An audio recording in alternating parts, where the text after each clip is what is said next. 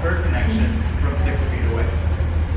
I am joined today with Jane Buckman, Executive Director / President of the Imagine Museum.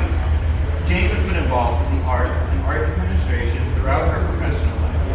From her early days as an artist in residence for the city of Chicago to moving forward as an administrative executive at private art colleges in Los Angeles, Chicago, and Seattle, she has advanced opportunities in the arts to all audiences she has served. In 2007, she moved to Sarasota, Florida, and shifted from executive leadership at the college level to being the director for the Longboat Keys Center of the Arts, a division of Ringling College of Art and Design. In this capacity, she gained additional administrative experience in gallery management, community education development, as well as originating the Sarasota Glass Weekend in partnership with Ferdinand Hampson, founder and past president of Habitat Galleries in Royal Oaks, Michigan, beginning in 2010 and continuing through to today. It was through this relationship with Habitat Gallery that she was selected in her role as president / executive director for Imagine Museum in St. Petersburg, Florida. Ms. Buckman come on board with Imagine Museum in March 2017, opening the museum in January 2018. Imagine Museum features preeminent works from the American studio glass movement and an extraordinary selection of contemporary glass sculptures from around the world. The museum has over 500 significant glass works on display from their over 1,500,000 plus collection. Imagine Museum hosts multiple events, tours, and educational programming to inspire, uplift, and educate all who visit. Interactive spatial computing opportunities are part of the memorable visual experience offered. The gallery exhibitions change throughout the year to expose the viewer to new artists and new works from the collection. And we are also joined by Michael Tulmore, the Executive Director of the Tampa Museum of Art. Michael Tulmore began his directorship of the Tampa Museum of Art in April 2015, and since his arrival, the museum has experienced unprecedented growth, which has led to the development of 4 new staffing divisions of the museum: marketing and communications, security, facilities and maintenance, and visitor engagement, and experience representatives. Education programming has grown by 150% with a full lineup of new education programs. Connections for those experiencing dementia, early onset Alzheimer's, trauma and depression, year-round studio art for adults and children offered off-site through 6 community partnerships across Hillsborough County. So thank you guys so much for joining us. We have some questions lined up all about navigating museums during turbulent times. So let's just dive right into it. In early 2020, prior to the pandemic, what would you say were the greatest challenges facing you as museum directors? Would you like me to begin? Yes, please. All right. So, it actually started out to be a great year for the museum and the shows and attendance, and then when March happened, we had to close down. And meaning close the doors and look at our budgets. We had to predict or have an idea of how long that the shutdown was going to last, as well as what were we going to do in order to continue letting people know more about Imagine Museum, as well as what we're going to do with their staff, how to keep them engaged, or if we could continue having them be engaged with us. So it was a pretty devastating month, really about 5 to 6 weeks making all these decisions. Yeah. And what about you, Michael? Oh, are you muted? I think you're still muted. There you go. Yeah, sorry about that. Yeah, I have to echo that. Following the best quarter this museum had ever experienced, in the last 5 to 6 years, the first quarter of 2020 was amazing. Yes. And so thank God in many ways that had happened because it saved us as we were challenged with shutting down, just like the Imagine Museum, just like every museum across the country. And I think probably in addition to what has already been shared, the greatest challenge was how were we going to retain our staff. That was probably the scariest and most complicated piece of the puzzle because we were really uncertain how long we would be shut down. And we couldn't risk, continuing to pay 100% of the staff without knowing when we would reopen and what their job would be. We had certainly never ventured into virtual programming. We didn't need to. It wasn't a necessity. So, but we figured it out. But I would say that, in summary, that was probably the greatest challenge. And then also developing new open lines of communication virtually. Not just with the staff, but also with our community and our board of trustees and board of directors, who were eager to know at every turn what the next step was in the museum. So, trying to answer the unanswerable.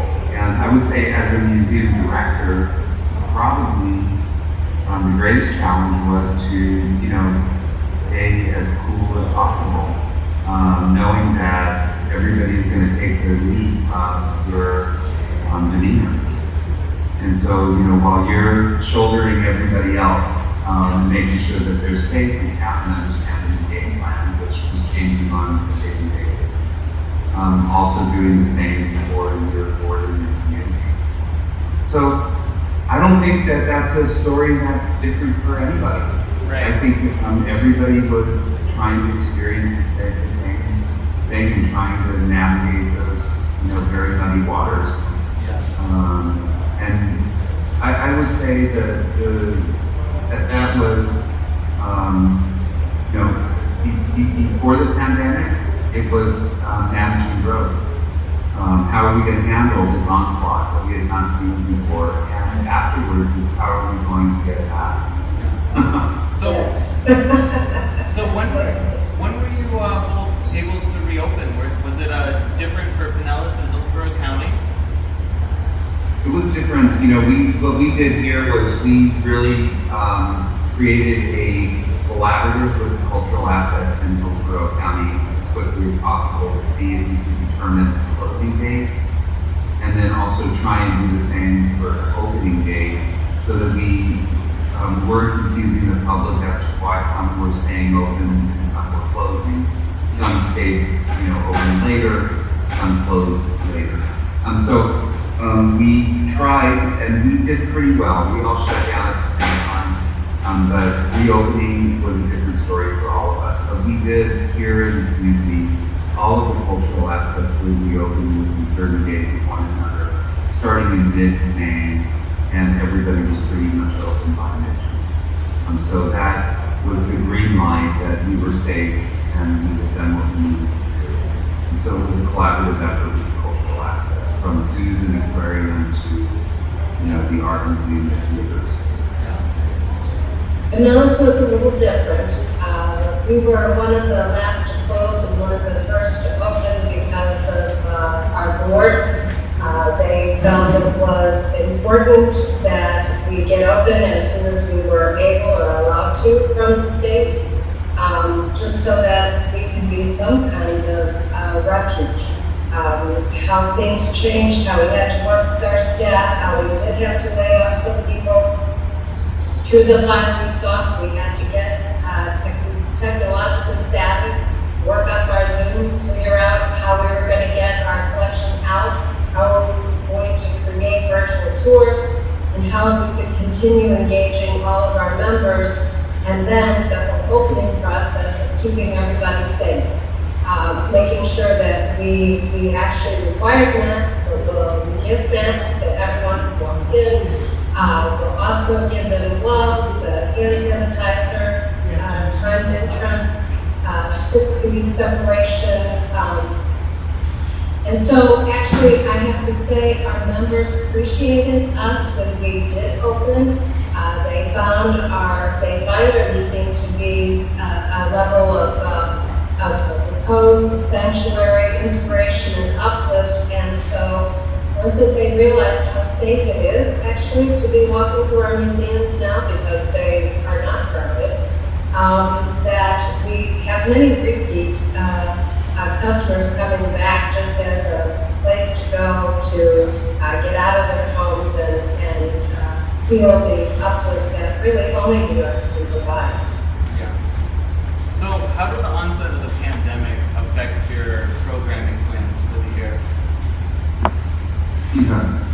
Well, I'll start. It kind of turned them all upside down, right? So everything that we planned for the year, and some of those things have been in the works for many years, from our fundraisers and special events to regular education programming, all of that was disrupted. So there wasn't anything that was untouched by the shutdown or the pandemic or the new guidelines, that were coming out on a regular and frequent basis on how to behave now in public. So I would say that, from canceling classes to exhibitions, we had complete disruption. Two of our major fundraisers had already finished almost 100% of our fundraising for it and had to postpone and then postpone and still have not held those two fundraisers, which have been postponed until early next year. The one fundraiser that we were able to hold over November, we did hold it. It was a hybrid virtual in-person program, and we did actually very well, which was a real positive statement from the community and the board that they wanted to make sure that we were solving this. We ended up in our fiscal year, which is our calendar year. But the disruption was meaningful, and I would say it was educational, because we were able to really pivot quickly. I think surprising to us all, we figured out and learned from our colleagues, but also taught ourselves how to take our programs virtual.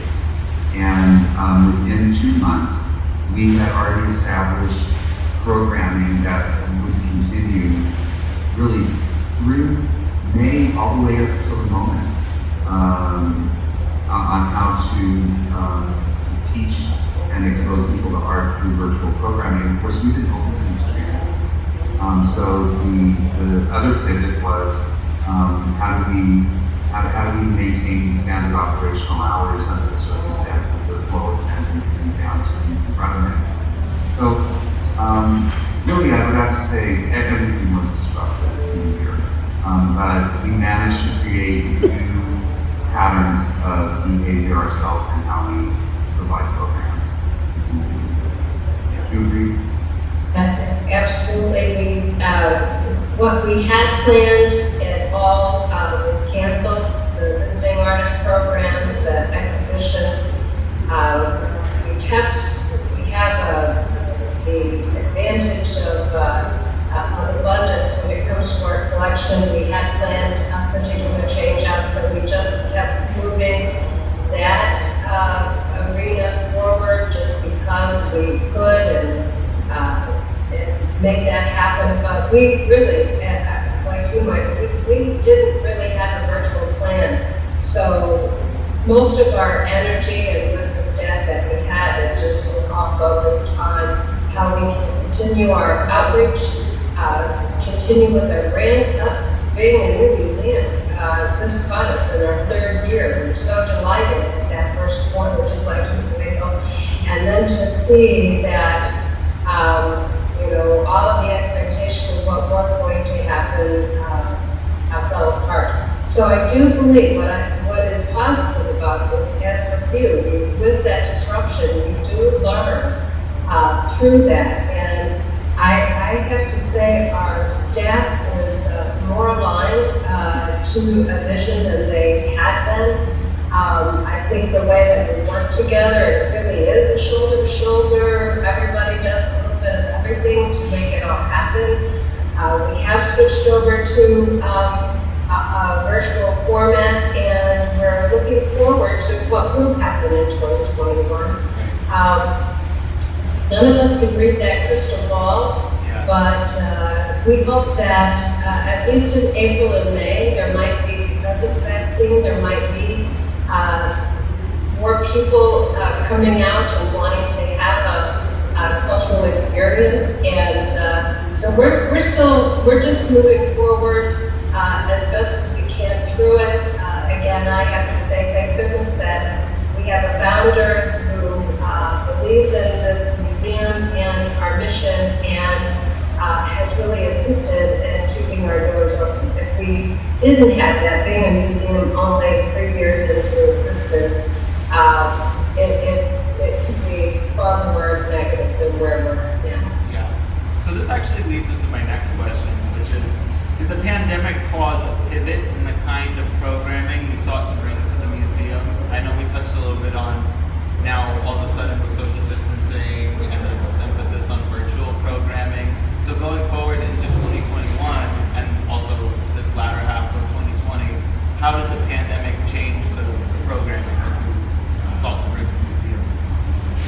Well, I'll start by saying that it didn't.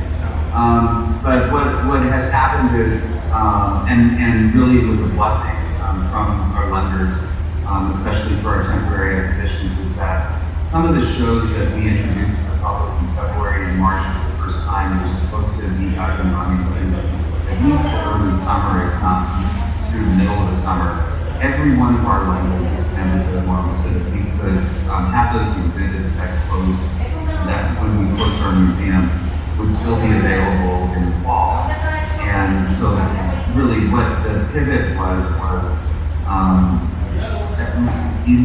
lengthening the amount of time that the exhibits were up, and that continues now. Because of the financial downswing, we are not able to do as many exhibits as we had hoped to this year. But the exhibits that we have been able to extend were so spectacular that it did give the public a chance to see it when we were down for almost 2.5 to 3 months. And I'd say that the longer line of the exhibits, the longer amount of time that we have them up, as we do both permanent collection exhibitions on a rotating basis as well as temporary exhibitions, I think that we've determined that we are doing a better service to the community by having those exhibits up for longer periods of time with more educational outreach associated with them so that we can reach different audiences that need multiple points of entry, not just to experience the art, but also to be educated through it. So that's probably the biggest pivot that we've seen, is not what exhibitions, but how long we're showing them now. I think that's very insightful. I think the same thing, that the educational component of the exhibitions, we were able to take more time to develop more copy, more things that we could do virtually that we probably wouldn't have thought about doing because if things had just gone as before. But since we had the various exhibits up longer, we had more Zooms with the artists, we had more opportunity to really delve deeper into what those pieces were, who the artists were, and then actually since many of our artists are still with us, that we could develop a whole archive of tape actually about the artists talking about their own works. So we tried to, we're still building our archives, just being in a museum, so it was a wonderful opportunity to stay in touch with their artists and also to capture a lot of educational information for future exhibitions within our artists. I'll just jump in real quick and add that, our exhibits, I guess that if we were focusing our attention able to move quickly on a response to the pandemic through artistic creation, we might have been able to do that. We're not that quick on our feet, but 2020 was an extraordinary year for the museum because it was our 100th anniversary. So we had many stories that we wanted to tell, and we also published a major book on the history of our museum and 100 works of art. But it's also the 100th anniversary of the women's suffragette movement. So 50% of our exhibits related to women, of women or by women. And so that type of pivot in programming is really related to a significant anniversary year. And a lot of our programming will do that anyway. So some of the things that were interesting was the timeliness of talking about equity issues with women. Because if we were doing it anyway with our programming, we were able to expand on it because of the social and racial inequity questions that were coming up as a result of the pandemic and the murder of George Floyd. Yeah. And we also were able to take some of our programming and start working with those people who were frustrated and communicating how they felt about what was happening. So we were doing occasions that were helping protesters create their signs in a visual and creative way. So it allowed us to expand beyond what a normal or maybe more expected type of art education experience might be and take it right into some of the social and cultural issues that were right in front of us. So the pandemic really was part of that in a way. It allowed us to go even deeper in topic discussions. Yeah, it really was kind of thrust to the front of our collective consciousness of the society following the murder of George Floyd, like you said. Yeah. So, tell me a little bit more about some of the precautionary measures that you guys have implemented to maintain social distancing. I know, Jane, you were mentioning you're offering gloves and masks at the door. I know some museums have done the timed entry passes. Have you guys done those? Sure. Yeah. Yeah. Mm-hmm. Signs. We didn't move in that direction. We thought that we would see if we needed to, and we didn't. We were recommending reservations, but it's unnecessary because we won't reach our capacity even if we tried. We have such vast spaces at our museum, and unlike perhaps a museum that has the most valuable work in the entire geographic region to see, and people are seeing it daily. But we're not that type of an institution, so we haven't had to worry about it. Although we were prepared 3 times a week and never instituted it. But we immediately adopted CDC guidelines, created a task force of professionals in the community as well as members of the staff and board to create a policy. It's online, it can be seen, and then we brought it before Tampa General Hospital, and they became our partners in professional development on the pandemic. And so we hired them as a consultant, we continue to work with them. And they kind of given us our good housekeeping seal of approval. And when things are changing with the CDC, we go right back to them and say, all right, where should we be at this moment? And we're already there. So it felt good to be told we were doing it right, but it felt better to know that we were in partnership with a respected general hospital in our community. Tampa General is phenomenal. I actually used to live right across the river from the Tampa Museum of Art, because I went to University of Tampa, so I used to always just walk in, pass by, say hello to everyone. So, let's move on. Last question. So 2020 has been a tough year for all of us, to say the least. What has been the unexpected silver lining of the year for both of you? For me, I would say a deeper belief in the mission of our cultural institution as well as all the cultural institutions that we have here in the United States. One doesn't realize how important that the arts are until you don't have access to them anymore. How many people have you talked to that are just craving to see live theater or live music again? And I hear from our guests just how important that the museum is to them during this time. So, as a silver lining, we always, us who work in the arts, we always think that the arts are important and it's number one on our priority list. But many times it doesn't reach that level with many other people. And I think that people that do not have it in their life anymore, it's not easy, it's not accessible.